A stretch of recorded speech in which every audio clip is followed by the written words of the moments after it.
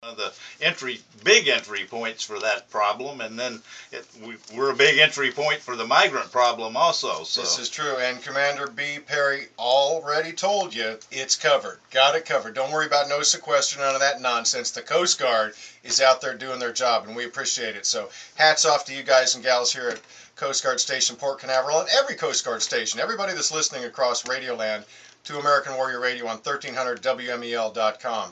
Really appreciate that. And we're going to have some news about the Coast Guard and a special event they've got coming up at a future episode of American Warrior Radio. Glenn, we do have a jam-packed show today.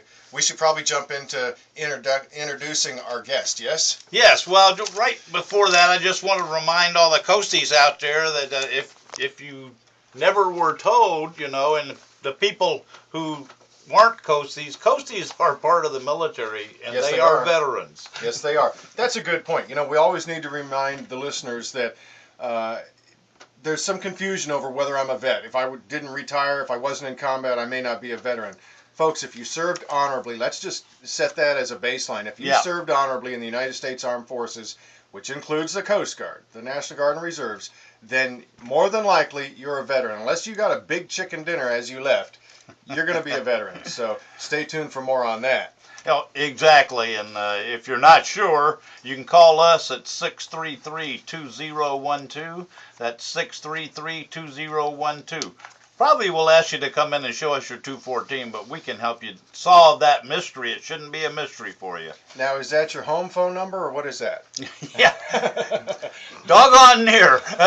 That's the office phone out there in our Bravo office building. Out in the County Government Center in Bravo building on the first floor. So, folks, if you have any questions, you got to go see Glenn and his team, and they'll get you squared away.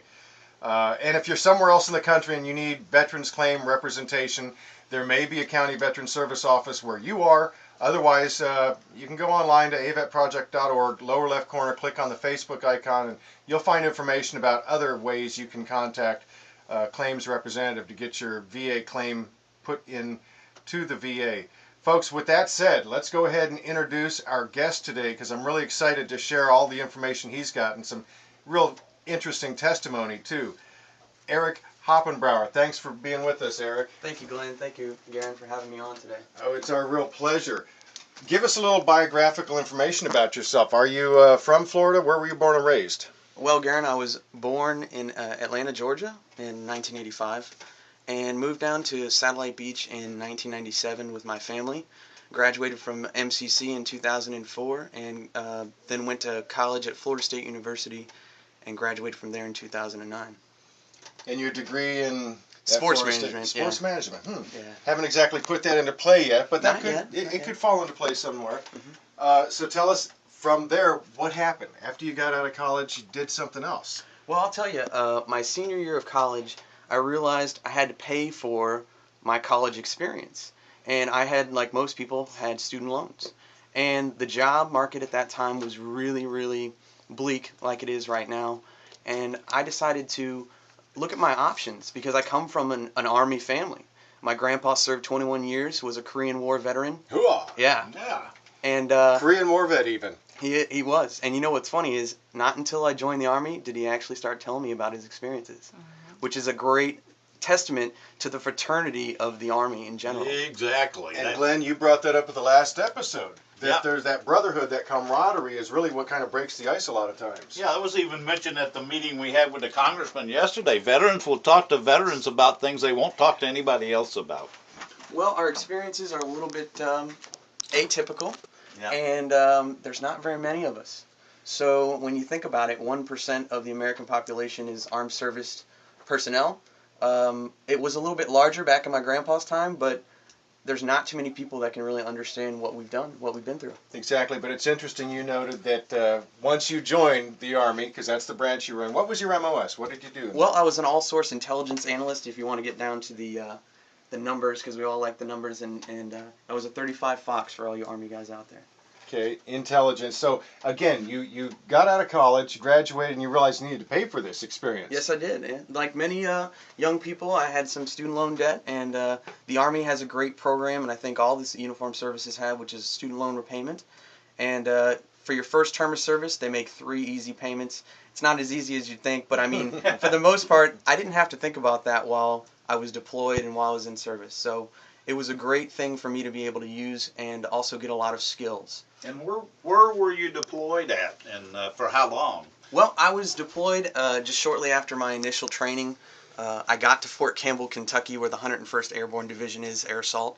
That's what unit I spent my time with, and I went to Paktika Province, Afghanistan, and that's Sounds like a lovely place. It's actually very nice. Well, a lot of people actually asked me when I got back, like, was it hot in the desert? And I was frustrated. I said, it snowed for about 2 months there. It snowed out in the mountains, everybody. One extreme or the other, then. Exactly. Was that northern Afghanistan or more southern? It was in the southeastern part, Okay. and we call it, Regional Southeast Command. And it was on the border of Pakistan, so a lot of our mission there as a brigade was to interdict, funny you used that term earlier, the traffic of illegal drugs and also weapons and personnel coming in from Afghanistan. So you're watchdogs over the activity going on around there. It was definitely for the insurgents a logistical stronghold. Okay, so I wanted to touch on something else because I think it's particularly relevant right now. You joined the military to help with your college education. We've all heard about the tuition assistance upheaval, and I want to share with everybody out there that they have resolved it to a great degree. There are going to be some changes, but that was an important program and an important reason why you joined. So to have that pulled out from under our guys and gals right now was, that was horrible. So they've gotten it fixed, but you actually illustrate the point very well that this is a real good motivation to get people into our armed services to continue their education. Well, Garen, I'll tell you, a part of it that a lot of people don't really talk about is that the benefit is actually taxed as income. So I understood it, but I don't think a lot of people understand that it doesn't come to you directly. It goes straight to the lenders, and then you get the W-2, I think it is, at the end of the year, Right. and it doesn't pay the full amount. So one of the things you have to be aware of is that you're going to have to pay certain portions out of your income, personal, and also the interest. They tell you right up front you have to stay up with the interest. So a lot of the lenders are really good about putting you on military deferment. Some maybe not, but one of the things to really, really be very critical with when you're looking at that benefit is you get taxed as income. So it didn't come fully, so as I got out of the military now, I'm still paying off some of those loans. And back to Afghanistan, I understand you were talking to us before we went on the air about one of the big parts of the mission was training the Afghanistan police and I guess some of the Afghanistan military. That seems to be a big thing in the news lately too about, they say they're ready to take over and we're still there, but tell us about that experience and your kind of assessment of how well that's going, or does it have a long ways to go yet? Well, Glenn, when you talk about training, we really need to focus on the cultural differences. We think of firearm safety and police work as germane, as everyday thing. And in training those people how to do those things, you have to start from the bottom up. So a part of our They're training... basically clueless. Yes, they don't have experience, and their police is a little Do many bit... of them read and write? No. Actually, I know the last statistic I heard is about 23% of the population read and write, and those are all focused in the massive population centers like Kabul. So in the big obstacle to training. Huge. So one story I like to tell is our MPs, as a part of physical fitness training, were using Duck Duck Goose as a way to train them how to get in physical fitness. Wow. Oh my Lord! Talk about fundamentals, huh? It is fundamentals, but to see the strides over our training was a 3-week training period, and to see them do their first qualification with their rifles is an amazing thing. It is very great to step back and see how we can help people with our training, and that was our focus, at least when I was downrange, and that is one of the bigger focuses now that we're starting to pull out. But that is one of the biggest positives that I can see that we had from our training there, or our time there, is that we were actually doing some good by teaching those people how to protect themselves. How do you view their level of interest in our involvement over there? Are they mainly ambitious? Are they ambivalent? Where do they sit? Well, I can only talk to the type of Afghans that I was around every day. Anyone that's getting paid by the American government is very, very happy. Their dollar is about 50 to our $1. So the interpreters there get paid about 900 American dollars a month. So wow, that's yeah. got to be huge money for them. And they love it, and they love the opportunity to better themselves and to get things like we do every day. And I think a little bit of the education has to be teaching all of their people. If we're going to be over there, we have to teach all of their people the benefits of economic prosperity, because Lofty goal. it is. But so these interpreters, for instance, they obviously they got to be somewhat literate. Yes, they are Okay. actually very literate, and Okay. they actually some of them, few of them that were friendly to me, wanted me to friend them on Facebook. I didn't, because of my job and because of how you have to Restrictions through the military. Well, no, they really didn't. I mean, yes, they would, but they didn't really keep. I mean, that's probably a new thing that's coming about. Yeah, but something I wouldn't think. yes, of. but I and many of our other service members have a lot of operational knowledge, and you have to be able to temper your relationships with the Afghan people, because you want to teach them. But just like anyone else on the street that you don't know in America, you don't know how you want to treat. You don't just want to bring them into your home. You want to teach them. And it was wonderful, because the interpreters were they were local nationals. Most of them were from Jalalabad, which was from the northern part, which was pretty much the nicest part of Afghanistan, which, if you can believe, there's a nice part of Afghanistan. And seen pictures. Some of the area is quite beautiful. And they really understood kind of what we were doing. Okay, which is not the norm, though. No. Most are, like we talked about, clueless. I mean, putting it. Disinformation is very huge, and the Afghan people. And that goes along with ignorance. Yes, but the Afghan people are a very communal, and I'd say the rumor mill is huge in Afghanistan. Give us an example. Well, a lot of their information comes from their mosques, and their mosques could be any type of building. So most of their information comes from their mullahs, and they accept what their mullahs say as the mullah being the pastor of the mosque, essentially. Okay, so they kind of rule the roost. They look to They their have- mullahs as. And what's the education level or literacy level? We won't talk about education. Literacy level of the mullahs. Literacy can be pretty high. Okay. Just depending. Most of So the smartest guy in the room gets elected the mullah. Yes. Well, Okay. mullahs aren't elected, I understand. but the smartest guy in the room is usually the guy everybody listens to.